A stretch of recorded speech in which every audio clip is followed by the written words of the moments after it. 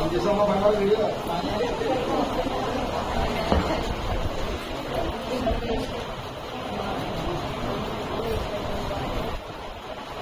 నిమిషాలు తీసుకెళ్ళినంత 10 నిమిషాలు ఎక్స్ట్రా తీసుకుంటాం. దేవునికి స్తోత్రం. అపోస్తలుడైన పౌలు కొరింథీయులకు రాసిన మొదటి పత్రిక 5వ అధ్యాయము 6వ వచనం 7వ వచనంలో మనకి మొట్టమొదటి మాట ఎవరు కనబడుతున్నది కనుక మీరు అతిశయపడటం మంచిది కాదు అంటూ ఉన్నారు. ఏం మంచిది కాదంట అంటే అతిశయము అనేది మన యొక్క ఆరోగ్యానికి మేలుకరమైనది కాదు. ఎందుకు కాదు? అది మంచిది కాదు. అలాగే దేవుడు కూడా ఏదైనా మనము మంచి చెడ్డల పిల్లల నుంచి వృక్షఫలాన్ని పెట్టి మీరు దాన్ని తినొద్దురా బాబు అన్నాడు. ఏమన్నాడు? దాన్ని తినొద్దురా బాబు అన్నాడు. ఎందుకు తినొద్దన్నాడు? నీవు దాన్ని తినమని నిశ్చయముగా నీవు చచ్చేది అన్నాడు. ఎందుకంటే అది మంచిది కాదు. మంచి చెడ్డల పిల్లనిచ్చే వృక్షమే కానీ అది మంచిది కాదు. కాబట్టి మనం కూడా ఏం చేయాలంటే లోకంలో అనేకమైన సంఘటనలు జరుగుతూ ఉంటాయి, అనేకమైన విషయాలు మనం చూస్తూ ఉంటాం. వాటిలో మనము దేవుని మనము యాక్సెప్ట్ చేయాలి, దేవుని మనము స్వీకరించాలంటే కనుక మంచిని స్వీకరించాలి, చెడుని మనము విసర్జించాలి. ఇక్కడ అతిశయము అనేది కనబడుతుంది. ఆ అతిశయ పడేవారిని దేవుడు ఎవరితో పోలుస్తున్నది కనుక పరిశీలతో పోలుస్తున్నాడు దేవుడు. ఎవరంట?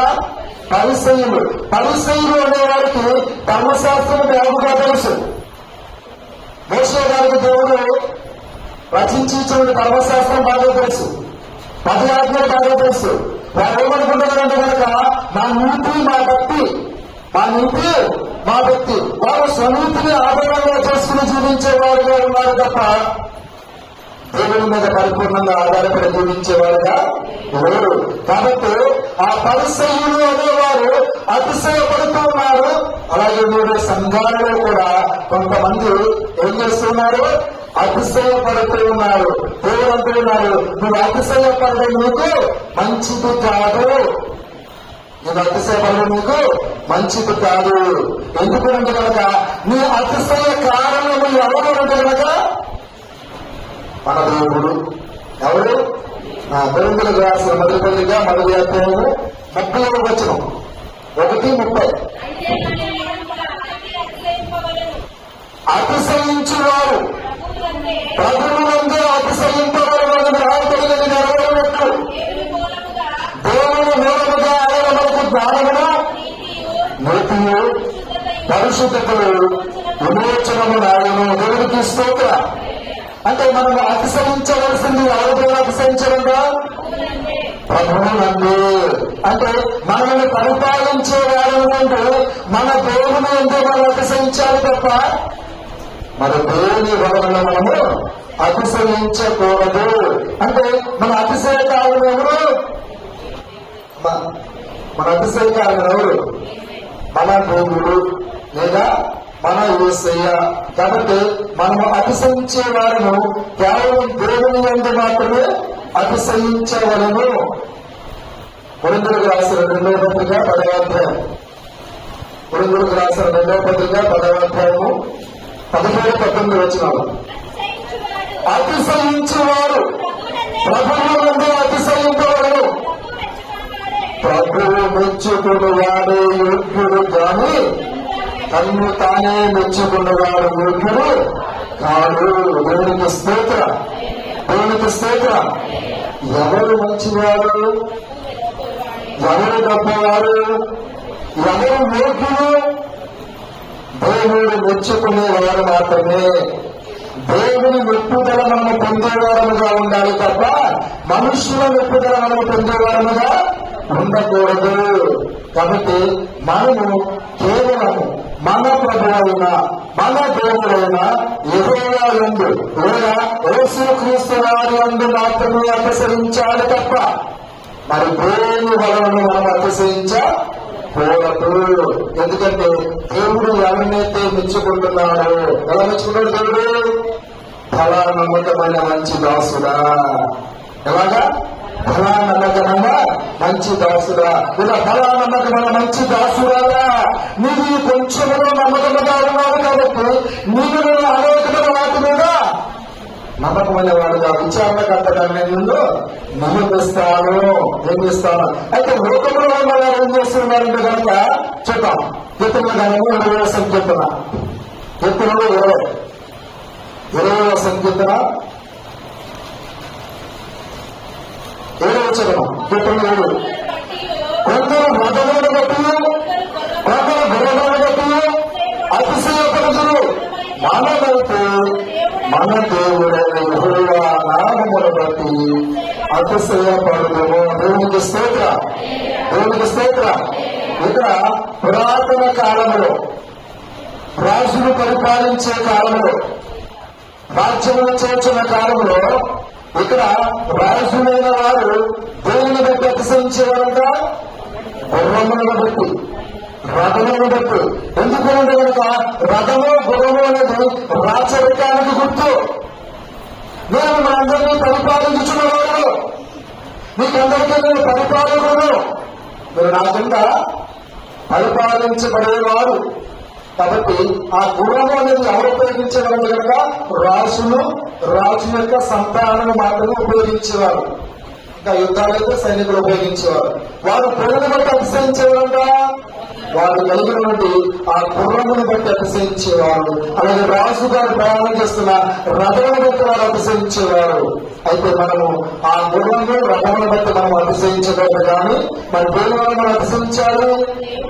మనమైతే ఎవరు దేవుని నమ్ముకున్నవారు, దేవుని బిడ్డలుగా పిలువబడుచున్న వారు, క్రైస్తవులుగా పిలువబడుచున్న వారు, మన దేవుడైన యెహోవా నామమును బట్టి మాత్రమే అతిశయించాలి. దేని బట్టి అతిశయించాలి? యెహోవా నామమును బట్టి మాత్రమే మనము అతిశయించాలి. కాబట్టి మన అతిశయ కారణము మన దేవుడు. ఎవరండి? మన అతిశయ కారణము మన దేవుడు. కాబట్టి మనము దేవుని యందు మనము అతిశయించే వారముగా ఉంటూ ఉన్నామనేది మనకు మనముగా మన యొక్క హృదయాలను మనము ప్రశ్నించుకోవలసిన వారిని, పరిశీలించుకోవలసిన వారిని ఉన్నామని దేవుని వాక్యము లేఖనాల ద్వారా దేవుడు మనతో మాట్లాడుతూ ఉన్నాడు. కాబట్టి ఈ యొక్క ఉదయకాల సమయంలో దేవుని యొక్క మాటలు వినిచూడదు. నా ప్రియ సహోదరుడా, సహోదరి, మనము దేని యందు మనం అతిశయపడుతున్నాము అనేది మనకు మనముగా ఒకసారి మనము ప్రశ్నించుకోవలసిన వారిని ఉన్నాము అని దేవుని వాక్యము ద్వారా దేవుడు మనతో మాట్లాడుతున్నాడు. మనము అతిశయపడవలసినది మన దేవుడైన యెహోవా యందు మాత్రమే మనము అతిశయపడేవారముగా మనము ఉండాలి అని. ఈ అతిశయపడటం గురించి యేసుక్రీస్తు వారు లోకంలోకి వచ్చిన తరువాత ఆయన ఎక్కడా కూడా అతిశయపడలేదు. కానీ ఈ పరిస్థితులు అనబడిచిన వారు, ఈ సత్వతలను అనబడిచిన వారు, లేదా ఈ ధర్మశాస్త్రీయ దర్శకులు అనబడిచిన వారు అతిశయపడుతూ ఉన్నారు, అతిశయపడేవారుగా ఉన్నారు. కానీ దేవుడు అంటూ ఉన్నారు, వారిని బట్టి మీరు అతిశయపడుతున్నా కాదు.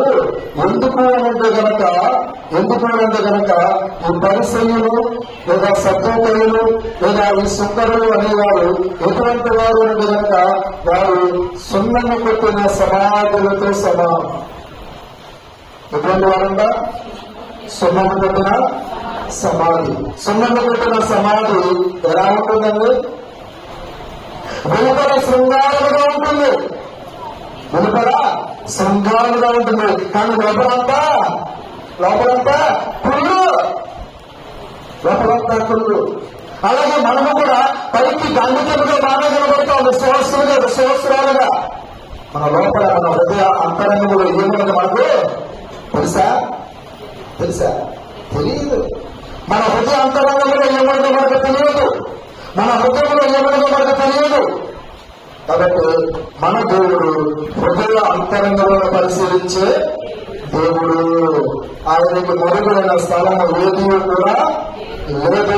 కాబట్టి దేవుని సన్నిధిలో మనము ఆ పరిశీలనలు, ఆ సున్నము కొట్టిన సమాధులు వెలుపల శృంగారముగా కనబడుతూ లోపల అంతలో కూడా కుళ్ళుతో నిండుకుని ఉండి వారి వలె మనము ఉండకోకుండా మన దేవుడైన యెహోవా యందు మనము అతిశయ పరివారముగా మనము ఉండాలి అని, అతిశయపడాలి అని దేవుని యొక్క వాక్యము, లేఖనాలు, పరిశుద్ధ గ్రంథం మనతో మాట్లాడుతూ ఉన్నది. కాబట్టి మనం దేవుని బట్టి మనం అతిశయపడుతూ ఉన్నాం. దేవుని బట్టి మనం అతిశయపడుతున్నాం. మనకున్న ధనము లేక, మనకున్న ఆస్తులు బట్ట, మనకున్న అంతస్తుని బట్ట, లేదు మనం కలిగి ఉన్న స్థితిని బట్టి ఒకవేళ మనము అతిశయపడేవారముగా ఉంటే కనుక దేవుడు అంటూ ఉన్నారు, నువ్వు ఒకవేళ ఇహలోక సంబంధమైన వాటిని గురించి నువ్వు కనుక అతిశయపడితే కనుక నేను నిన్ను దేవుని నోటి నుండి ఉమ్ము వేయాలని ఉద్దేశించుచున్నాను. కాబట్టి మనము అతిశయపడకూడదు. ఏం పడకూడదు? అతిశయపడకూడదు. ఎందుకు అతిశయపడకూడదు అంటే కనుక అతిశయం అనేది ఎప్పుడైతే వస్తుందో మన పట్టణం అనేది స్టార్ట్ అవుతుంది. ఏం స్టార్ట్ అవుతుంది? మన పట్టణం అనేది స్టార్ట్ అవుతుంది. కాబట్టి మనము పడిపోవటకు ముందు, దేనికి ముందు? పడిపోవటకు ముందు మనము అతిశయపడేవారంగా ఉంటూ ఉన్నాం. అతిశయపడేవారంగా ఉంటూ ఉన్నాం. మత్తయి సువార్త 23వ అధ్యాయం, మత్తయి సువార్త 23వ అధ్యాయము 27 వచ్చినాం. అయ్యో వేషధారులైన శాస్త్రులారా, పరిసయ్యులారా, మీరు సున్నము పట్టిన సమాధులను పోలి ఉన్నారు. అది వెలుపల సంధానముగా అగపడును గాని లోపల చచ్చిన వారి ఎముకలతోనూ సమస్త కల్మషముతోనూ నిండి ఉన్నది. దేవునికి స్తోత్ర, దేవునికి స్తోత్ర. ఎలా ఉందమ్మా? వెలుపల సంధానము కనపడుతున్నది. అలాగే మనం కూడా జ్యేష్ఠ పండుగ ఏం చేద్దాం? శుభ్రంగా సంవత్సరంగా పట్టించుకోము. అయితే సంవత్సరంగా పట్టించుకుంటాం, లేదా జ్యేష్ఠ పండుగ పట్టించుకుంటాం. రెండే రెండు, ఒకటి సంవత్సరము, రెండవది జ్యేష్ఠ పండుగ. ఈ రెండు సమయాలు కాకుండా మనం ఏం చేస్తాం? వెలుపల శృంగారం అలంకరించేస్తూ ఉంటాం. కానీ లోపల ఏముందంట? చచ్చిన వారి ఎముకలు, కుళ్ళు, కల్మషము. కాబట్టి అటువంటి హృదయము మీరు కలిగి ఉండవద్దు అని దేవుడు మాట్లాడుతూ 28వ వచనం అంటున్నాడు, అలాగే మీరు వెలుపల మనుషులకు నీతిమంతులుగా నగబడుచున్నారు కానీ ఎలా ఉన్నామంట? వెలుపల మనుషులకు నీతిమంతులుగా. దాంట్లో నీతిమంతుడు లేడు అన్నది నేను కనబడుతున్నాను. కానీ నా లోపల ఏముందంట? వేషధారణ, అక్రమము. దేవుడు అంటున్నాడు, వేషలను నేను క్షమిస్తాను కానీ వేషధారులు నేను క్షమించను. కాబట్టి ఒకవేళ మనం వేషధారులుగా ఉంటున్నామా? వేషాలు మార్చేవారంగా ఉంటూ ఉన్నామా? వేషములు వేసేవారంగా మనం ఉంటూ ఉన్నామా? దేవుడు అంటూ ఉన్నాడు, మీరు వెలుపల నీతిమంతులుగా కనబడుచున్నారు, అగపడుచున్నారు, కానీ లోపలంతా కూడా వేషధారణ. రెండవది అక్రమముతో నిండి ఉన్నారు. 23వ వచనం అదే అధ్యాయంలో వచ్చింది. అయ్యో వేషధారులైన శాస్త్రులారా, పరిసయ్యులారా, మీరు పుదీనాలను, సోపులను, జీలకర్రలను 10వ వంతు చెల్లించి ధర్మశాస్త్రమునే ప్రధానమైన విషయములను అనగా న్యాయమును, కనికరమును, విశ్వాసమునే విడిచిపెట్టుకుని వాటిని మానక వీటిని చేయవలసి ఉందో. మనం ఏం చేయాలంట? నేను 10వ వంతు ఇచ్చేస్తున్నానండి, నేను దశంభాగం ఇచ్చేస్తున్నానండి, 10వ భాగం ఇచ్చేస్తున్నానండి, కాబట్టి నేను నీతిమంతుడినండి అని అంటూ ఉన్నాడు. శాస్త్రుల కోసం, పరిసరాల కోసం దేవుడు ఏమని అంటూ ఉన్నాడు కనుక మీరు పుదీనా, సోపు, జీలకర్ర, పుదీనాలు ఇచ్చేస్తున్నా, సోపులు ఇచ్చేస్తున్నా, జీలకర్రలు ఇచ్చేస్తున్నా. అంటే వారు 10వ వంతు అనేది మానక చెల్లిస్తూ ఉన్నాడు. అయితే వారిలో ఏమి లేదు కనుక న్యాయము అనేది లేదు. ఏమి లేదు? న్యాయము అనేది లేదు. కనికరం అనేది అసలే లేదు. కాబట్టి వారు న్యాయము విడిచిపెట్టరు, కనికరం విడిచిపెడతారు, విశ్వాసం అంతకంటే లేదు. కాబట్టి మీరు వాటిని కాదురా బాబు, వీటిని మానక చేయండి బాబు. దేవునికి స్తోత్ర. సో కాబట్టి వాటి ద్వారా నేను కూడా అదే రీతిలో ఉంటూ, అదే రీతిగా మన సంపాదనలో మనకు కలిగిన వాటిని మనం దేవునికి దశమ భాగం చెల్లించే వాళ్ళముగా ఉంటూ, దేవునికి ఇవ్వవలసిన సమయాన్ని ఇవ్వకుండా, దేవునికి ఇవ్వాల్సింది ఉంటూ నీ హృదయము నీవు దేవుణ్ణి ఆహ్వానించకుండా ఒకవేళ మనం వీటన్నిటినీ చేస్తే కనుక దేవుడు అంటూ ఉన్నారు, వేషధారులారా అంటూ ఉన్నారు. ఏమంటున్నారు? వేషధారులారా అంటూ ఉన్నారు. కాబట్టి మనం ఏం చేయాలి అంటే కనుక మనము మన హృదయాన్ని మొట్టమొదటిగా దేవునికి ఇవ్వాలి. న్యాయమును మనము ప్రేమించే వారంగా ఉండాలి. దేన్ని ప్రేమించే వారంగా ఉండాలి? న్యాయమును ప్రేమించే వారంగా ఉండాలి. రెండవది కనికరము కలిగిన వారంగా మనం ఉండాలి. ఎలా ఉండాలి? కనికరము కలిగిన వారంగా మనం ఉండాలి. మూడవది విశ్వాసులుగా మనం ఉండాలి. ఎలా ఉండాలి? విశ్వాసులుగా మనము ఉండాలి. అది నా పక్కన 22 22:30 అన్నాడు కదా, 22:30. అందుకు ఆయన నీ పూర్ణ హృదయముతో, నీ పూర్ణ ఆత్మతోను, నీ పూర్ణ మనసుతోను నీ ప్రేమైన ప్రభువును ప్రేమించాలి. ప్రేమించాలి. ఎవరు ప్రేమించాలంట? ఎవరు ప్రేమించాలంట? దేవుని ప్రేమించాలి. ఎలా ప్రేమించాలి? నీ పూర్ణ హృదయంతో ప్రేమించాలి, నీ పూర్ణ ఆత్మతో ప్రేమించాలి, నీ పూర్ణ మనసులో ప్రేమించాలి. ఎప్పుడైతే నీ పూర్ణ ఆత్మతో దేవుని ప్రేమించలేకుండా, నీ పూర్ణ ఆత్మతో దేవుని ప్రేమించలేకుండా, నీ పూర్ణ మనసు దేవుని తెలియకుండా నేను క్రైస్తవురాలు అనుకుంటే కనుక నీవు కూడా పరిసయుడు, శాస్త్రమే, సున్నత సమాధివే. కాబట్టి ఒకసారి మనం ఏ రీతిగా జీవిస్తూ ఉన్నాము అనేది మనముగా మన హృదయాన్ని మనము ప్రశ్నించుకోవలసిన వారమై ఉన్నాము అని దేవుని వాక్యము, లేఖనాలు, పరిశుద్ధ గ్రంథము ద్వారా దేవుడు మనతో మాట్లాడుతూ ఉన్నాడు. ఈ పరిసయ్యులు అనే వారిని దేవుడు దేనితో పోలుస్తున్నాడంటే కనుక పులిసిన పిండితో పోలుస్తూ ఉన్నాడు. దేనితో పోలుస్తున్నాడు? పులిసిన పిండి. పులిసిన పిండిని ఎవరైనా దాచుకుంటారా? దాన్ని ఉపయోగిస్తారా? ఎందుకు దాచుకోరు? ఎందుకు ఉపయోగించుకోరు? ఆ పులిసిన పిండి అనేది అది కొంచెమైనప్పటికీ కూడా అంత బలమైపోతుంది, పులిసిపోతుంది. అంటే అది చెడిపోవడం కాదు, కానీ దాని చుట్టూ ఉన్న వారిని కూడా చెడిపేస్తుంది. కాబట్టి ఆ పులిసిన పిండి వంటి వాడురా బాబు ఈ పరిశీలన అనబడేవారు, ఆ పులిసిన పిండి వంటి వాడురా బాబు ఈ శాస్త్రులు అనబడేవారు. కాబట్టి మీరు వారి వల్ల జీవించవద్దు, వారి వల్ల మీరు బ్రతకవద్దు.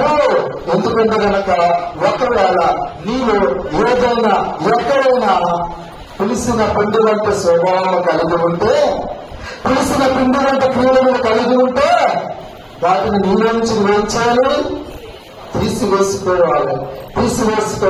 ఒకవేళ కనుక నువ్వు ఆ పులిసిన పిండి వంటి స్వభావం నీలో నుంచి కనుక నువ్వు తీసుకోలేకపోతే కనుక దేవుడు అంటూ ఉన్నాడు, దేవుడు ఇచ్చే రాకడలో నిన్ను కూడా దేవుడు ఎవడమంటాడు? యోహాను సువార్త 19లో ఫలించిన ప్రతి తీగే ఏం చేస్తాడు? దేవుడు తీసి మానవేస్తాడు. కాబట్టి మీరు అంటూ ఉన్నారు, మీరు పులిసిన పిండి లేని వారిగా ఉండాలి. పులిసిన పిండి అనేది కూడా ఉండకూడదు. కాబట్టి మీరు ఎలా ఉండాలంట? కొత్త ముద్ద అవుటకే. ఏంటంట? కొత్త ముద్ద అవుటకే ఆ పాత పైన పులిసి పిండిని తీసి పారవేయుడు. అంటే నీలో ఉన్న పాత గొప్ప జీవితాన్ని నేను విడిచిపెట్టరా బాబు, ఇక బాగా చెప్పమా, సమాధి చేయరా బాబు అంటూ ఉన్నాడు దేవుడు. ఏం చేయరా బాబు?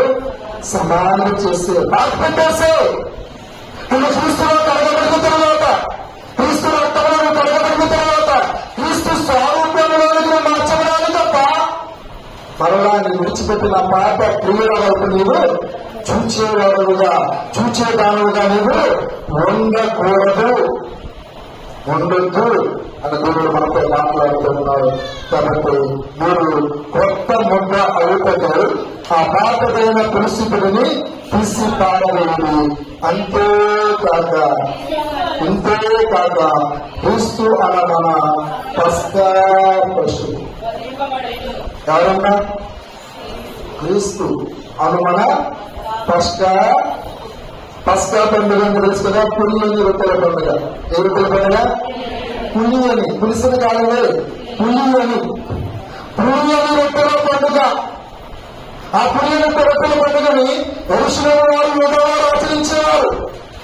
అయితే అటువంటి పస్కా పశువు లేదా అక్కడ వధింపబడిన గొర్రె పిల్లగా ఎవరు మీ కొరకు నా కొరకు వెతకబడ్డారు? యేసు క్రీస్తు వారు. పులిసిన కుండి వంటి స్వభావం కలిగిన నీ కోసం, నా కోసం దేవుడు పస్కా పశువుగా వధింపబడ్డారు. కాబట్టి మనం ఏం చేయడం కనుక క్రీస్తు అను మన పస్కా వశువు, పస్కా పశువు వధింపబడను. ఎవరి కోసం అని చనిపోయారు? మన కోసమే, నా కోసం మాత్రం కాదు. ఎవరి కోసం? మన కోసమే. నా కోసం మాత్రం కాదు. నా కోసం అన్న పదం ఎప్పుడన్నా ఎవరన్నా వాడతామని చూద్దాం, కానీ ఎవరో మాట్లాడు. నా అనే పదం రాదు, మన అనే పదం అంటారు. మన అంటే దాని గుంపులు పోయింది అంటారు, నా అంటే నాది అంటారు. దేనికి స్తోత్రం. సో కాబట్టి మనము క్రీస్తు అనే పస్కా పశువు మన కొరకు వధింపబడును అనే సంగతిని మనము గుర్తించాలి, గ్రహించాలని ఈ వాక్యము లేఖనాల ద్వారా అపోస్తలుడైన పౌలు గారు మనతో మాట్లాడుతూ ఉన్నారు. కాబట్టి ఒకవేళ ఎక్కడైనా ఎప్పుడైనా ఏ సందర్భంలో అయినా మనము మన యొక్క వ్యక్తిగత జీవితంలో ఏదైనా పులిసిన పిండి వంటి స్వభావము క్రియలు మనం కలిగి ఉంటే వాటిని ఈ దినమందు, ఈ క్షణమందు, ఈ సమయమందు మనము వాటిని విడిచిపెట్టి తీసి పారవేసి మనము కొత్త ముద్ద అభ్యవారముగా మనము ఉండాలి అని దేవునికి వాక్యము లేఖనాలు మనతో మాట్లాడుతూ ఉన్నది. కాబట్టి ఎప్పుడైతే నేను నా పులిసిన పిడిని తీసివేస్తావో దేవుడు నిన్ను నూతనమైనటువంటి వ్యక్తిగా, దేవుని స్వాతంత్రంలోకి మార్చబడిన వ్యక్తిగా దేవుడు నిన్ను అభివృద్ధి చేస్తాడు. కాబట్టి దేవుడు నీకు నూతన జీవితాన్ని దేవుడు అనుగ్రహిస్తాడు. పాతది గతించను సమస్తమును, పాతది గతించను సమస్తమును ప్రక్కబాలను. క్రీస్తు వలన నూతన మాయను. ఎవరి వలన? క్రీస్తు వలన నూతన మాయను. కాబట్టి క్రీస్తులో మనం నూతన పరచబడిన వారముగా ఉండాలి అని, ఉండేవారముగా ఉండాలి అని. మరి మనలో ఎక్కడైనా ఏదైనా దేవునికి వ్యతిరేకమైన క్రియ మనలో ఉన్నట్లయితే కనుక దానిని మనం విడిచిపెట్టి దేవుడితో కలిసి ఆ పరలోక బతుకులో మనం అందరం కూడా పాలు భాగస్వం ఆ బాలు ఉండే కనుక మనము నూతన జీవితాన్ని, నూతన క్రియలను మనము కలిగి ఉండాలని ఈ వాక్యం ద్వారా పౌలు గారు మనతో మాట్లాడుతూ ఉన్నారు. ఇప్పుడు రసవాక్యులు మీకు అందరికీ నచ్చిన వాక్యం మార్కు సువార్త 16. ఎందుకంటే ఇవాళ ఇష్టం పండుగ కదండి, పులుసులు పిండి అన్నారండి. ఈరోజు పండగ వాళ్ళు పులుసులు వేరు అంత ఫ్రెష్గా తయారు చేసి ఉంచాం. ఏం తయారు చేసి ఉంచాం? ఫ్రెష్గా ఫ్రెష్గా తయారు చేసి ఉంచాం. మార్కు సువార్త 16. విశ్రాంతి దినము గడిచిపోగానే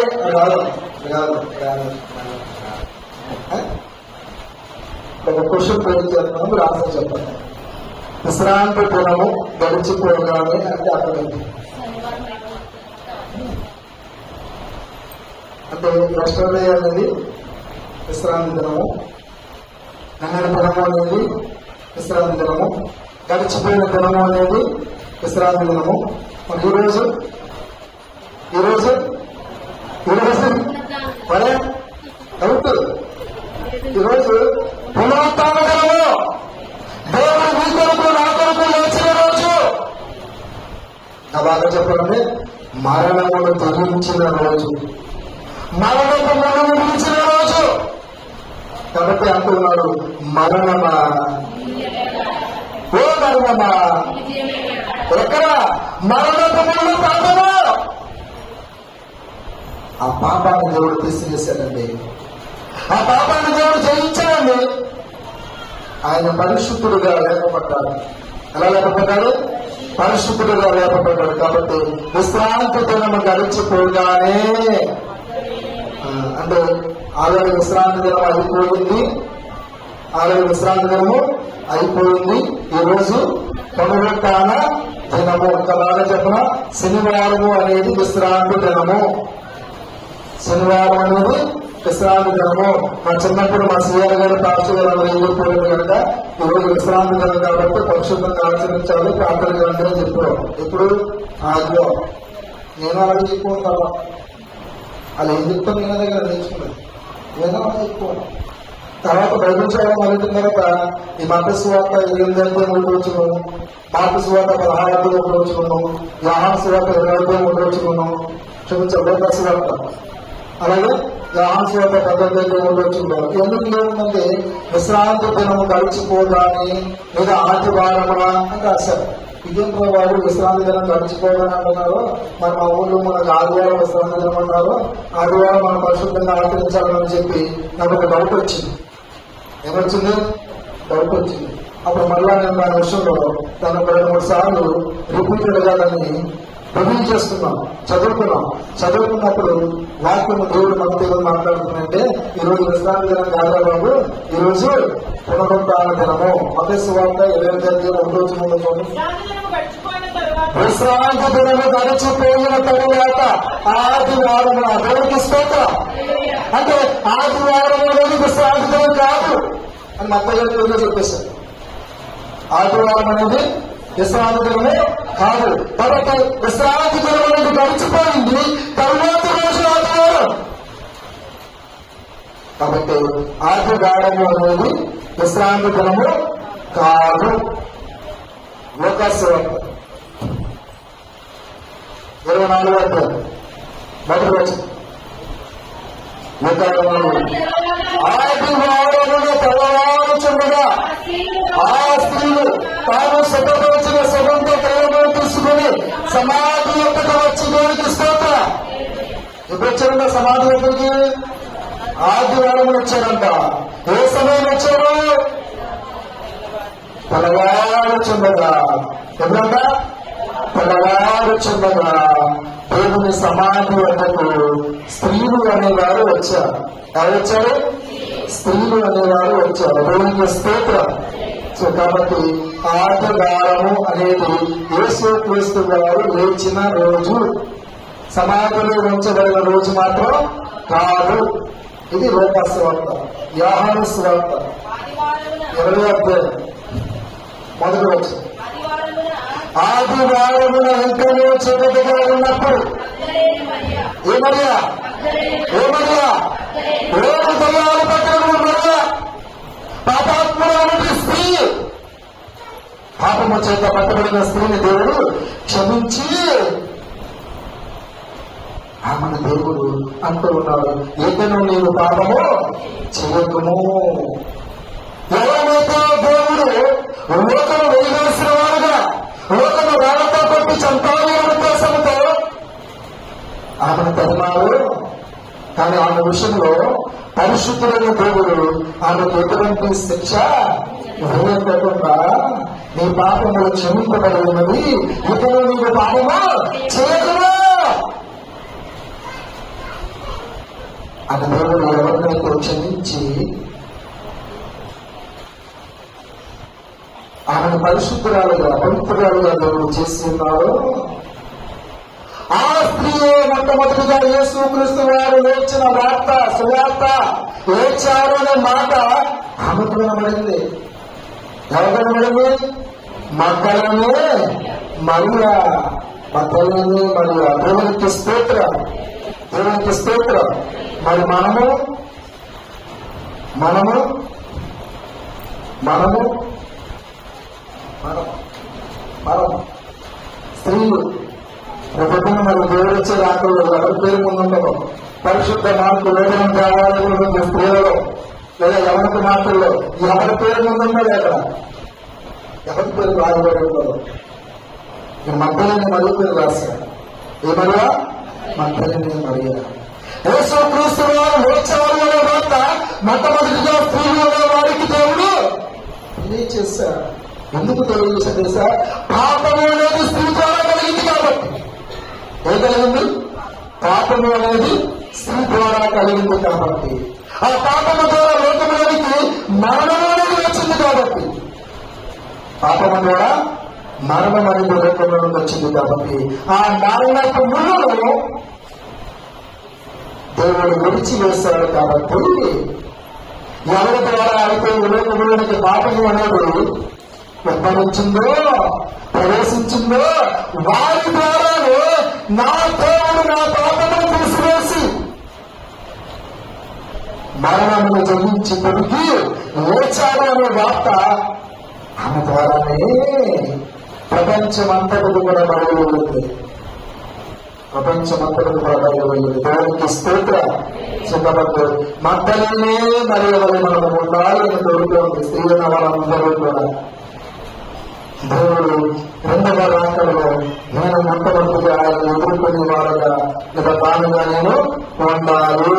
నీ గురి ఏంటి అంటే కనుక అది ఓకేనమ్మా. కాబట్టి విశ్రాంతి దినం గడిచిపోగానే మగ్దలేనే మరియు రెండోది యాకోబు తల్లి అయిన మరియ. ఏ తల్లి అయినా యాకోబు తల్లి అయిన మరియ అంటే ఎవరు అమ్మా? అప్పుడు ఎవరన్నా మరి ఎవరు? యాకోబు తల్లి అయిన మరియ అంటే ఎవరు? మరియు చాలా మంది ఉన్నారు రైతులు. ఎవరు చెప్పాలి? యాకోబు తల్లి అయిన మరియ అంటే ఎవరు అమ్మా? ఎవరమ్మా? అమ్మా అటుగా చెప్పు. నేను కాదు. యాకోబు తల్లి అయిన మరియ అంటే ఎవరు?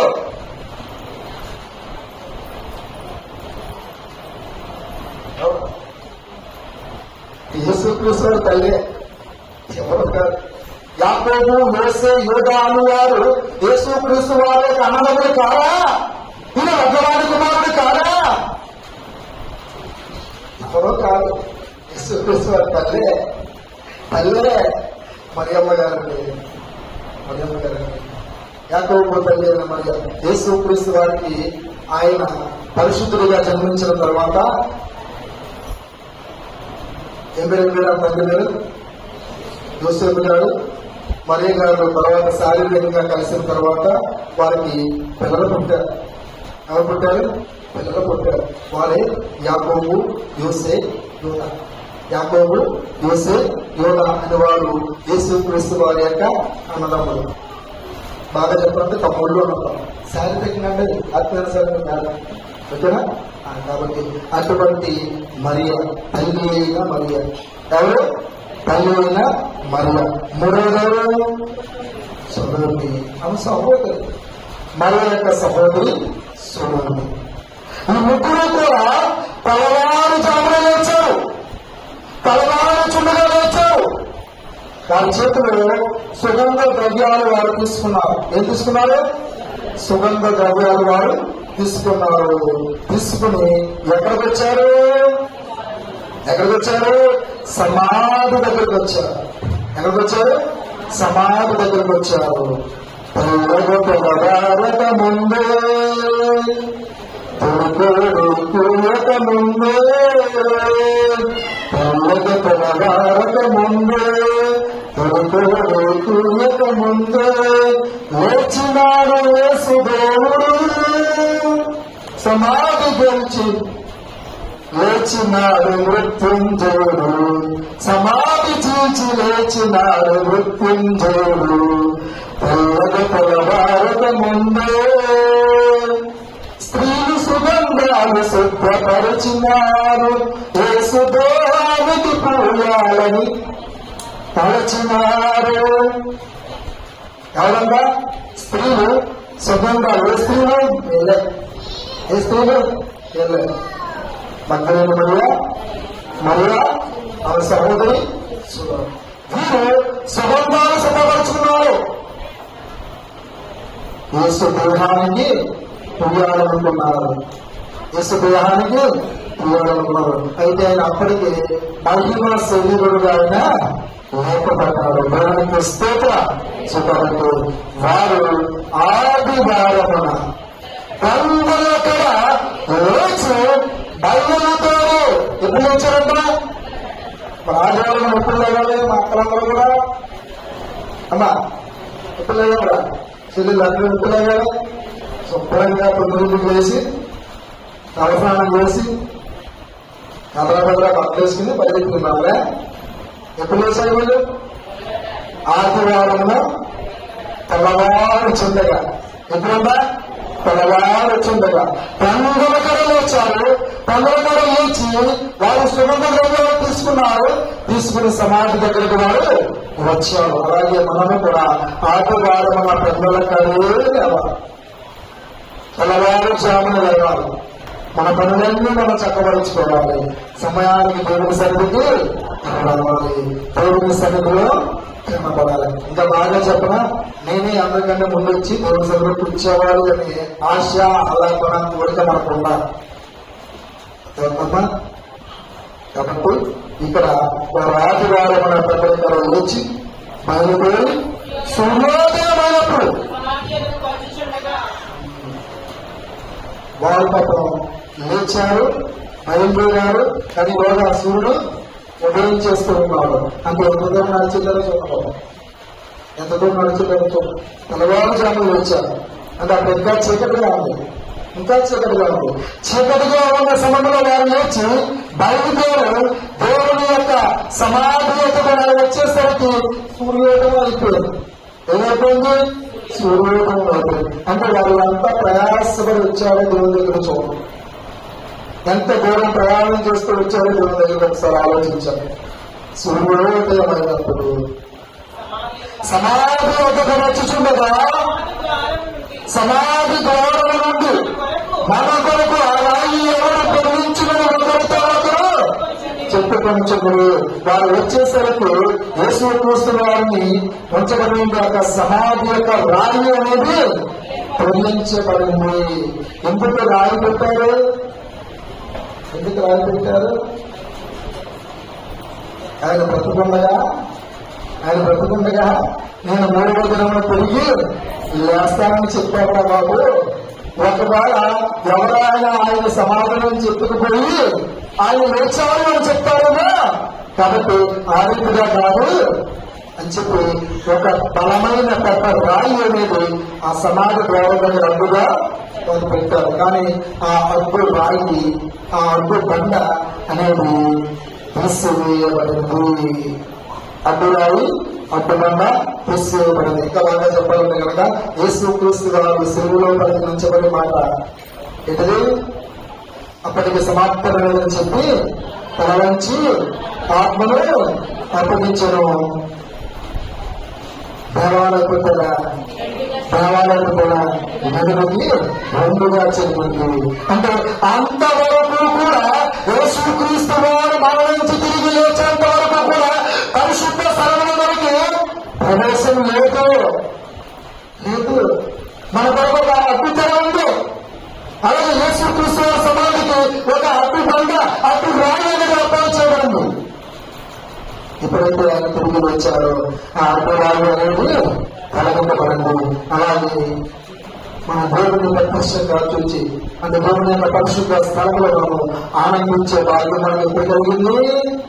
యేసుక్రీస్తు వారు లేచిన తరువాత మాత్రమే, ఆయన మరణాన్ని గెలిచిన తరువాత మాత్రమే, మృత్యుంజయుడు గారు తిరిగి లేచినప్పుడు మాత్రమే.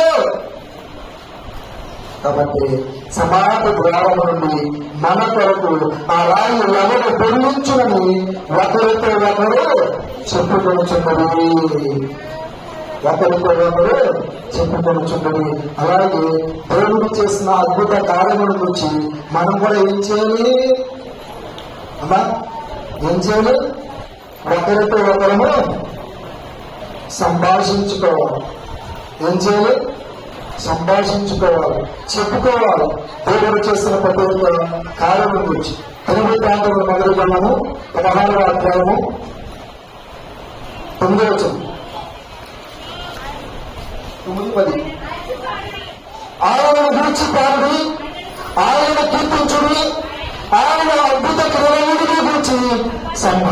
చేయండి.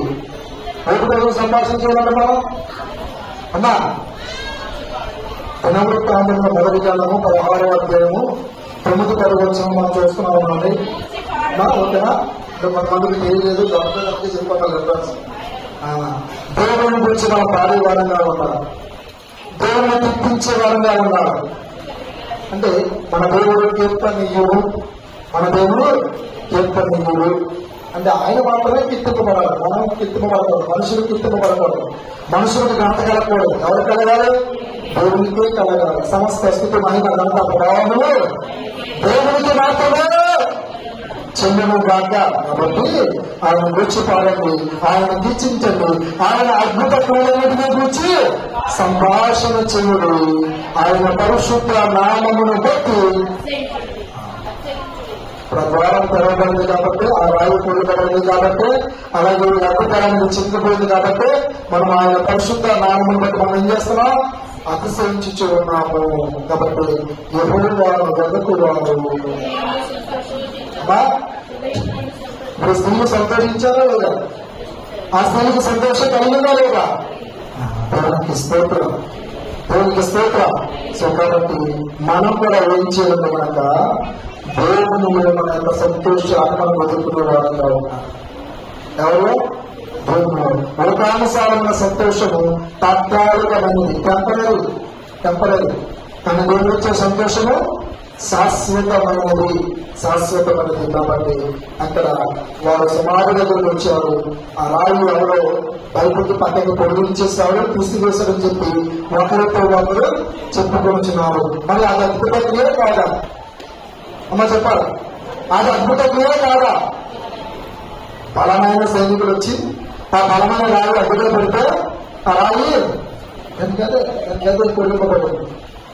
కాబట్టి దేవుని సన్నిధిలో ఆయన అద్భుత క్రియల గురించి మనం సంభాషణ చేసేవారు. వారు వచ్చి కనబెట్టి చూడగా రాయి పొందింపబడిన చూచరు. ఆ రాయి ఎంతో ఘోరమైన పాపము కలిగిన మన పాపములను దేవుడు తన మరణము ద్వారా తీసివేశారు. కాబట్టి మరణకు ముందు పాపము,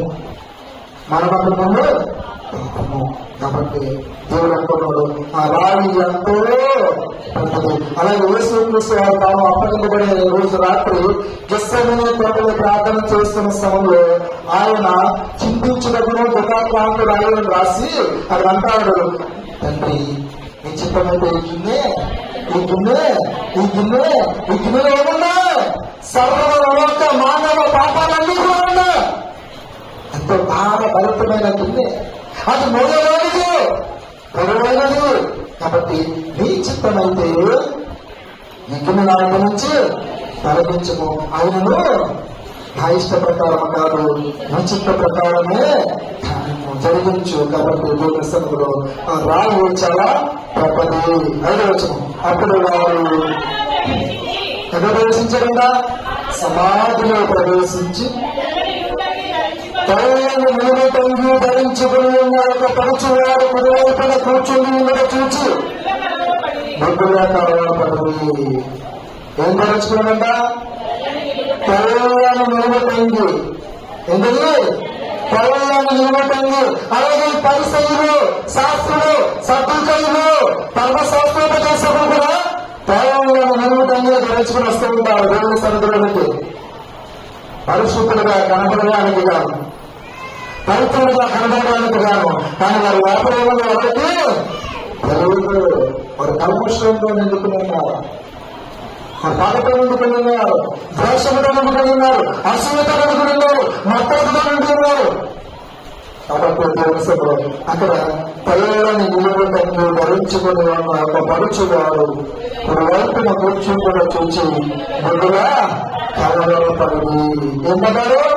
కలవరపడ్డారు.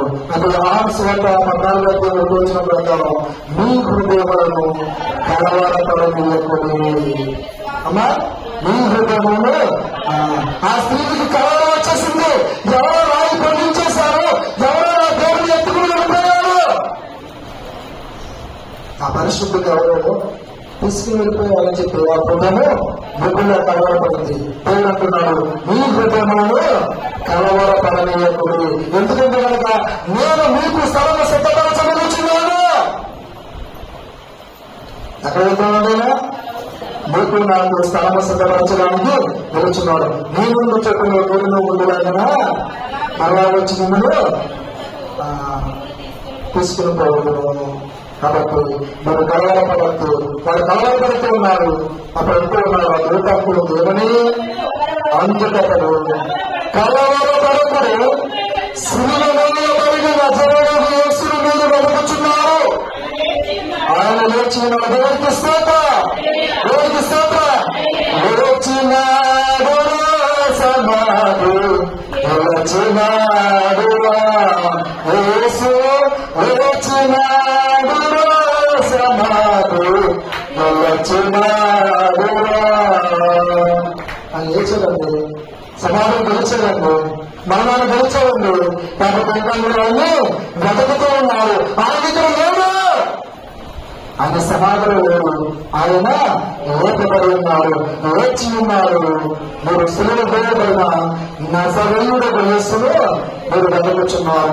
ఆయన సిలువేసినప్పుడు ఆయన పల్లి రాసి మీద రాస్తాడు. ఏమని రాశాడు? యూదులకు రాసైన నజరేయుడు యేసు. దాన్ని లాటిన్ భాషలో, గ్రీక్ లాంగ్వేజ్ లో INRA అని రాశారు. ఏం రాశారు? INRA. ఏజెన్స్ నజరేయుడు రెక్స్ ఆఫ్ ఇండియా. అంటే యూదులకు రాజైన, రెక్స్ అంటే కింగ్ అనమాట, రాజు. నజరేయుడు అంటే నజరేయుడైన యూదులకు రాజు. ఎవరు రాజు? యూదులకు రాజు అంటూ నజరేయుడు యేసు అని ఆయన సిలువ రాశారు. కాబట్టి మీరు కూడా అంటున్నాడు, మీరు సిలువ వేయబడిన నజరేయుడు యేసును మీరు వెతుకుచున్నారు. ఆయన లేచి ఉన్నారు, ఇక్కడ లేడు. వారు ఆయనను ఉంచిన స్థలము చూడండి. ఆయన ఉంచిన స్థలమును చూడండి. చూశారా లేదా?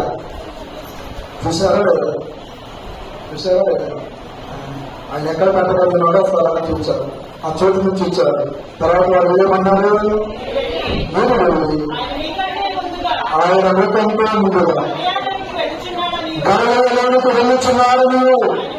ఆయన మీతో చెప్పినట్టు అక్కడ మీరు ఆయన చూపినను ఆయన శిష్యులను పేదలను చెప్పినను. దేవునికి స్తోత్రం, దేవునికి స్తోత్రం. అంటే యేసు క్రీస్తు వారు నేర్చిన వార్త తన శిష్యులకే తెలియదు, ఆయన స్త్రీలైన వారికి తెలిసింది. అలాగే లోకంలో జరిగే సంగతులన్నీ మనకే చెప్తే బాగా మనమే మాట్లాడుకుంటాం బాగా. కాబట్టి మనం ఆ మాటలు మాట్లాడకూడదు, కానీ ఆ మాటలు మనం మాట్లాడకూడదు, కానీ దేవుని కూర్చున్న మాటలు మాత్రమే మనము మాట్లాడుకోవాలి. మనం ఒకరితో ఒకరు మాట్లాడుకున్న సమయంలో దేవుడు మన మాటలు వింటున్నారు, వినే దేవుడు అనే సంగతిని మనం మర్చిపోతూ ఉన్నాం. ఏం మర్చిపోతున్నాం?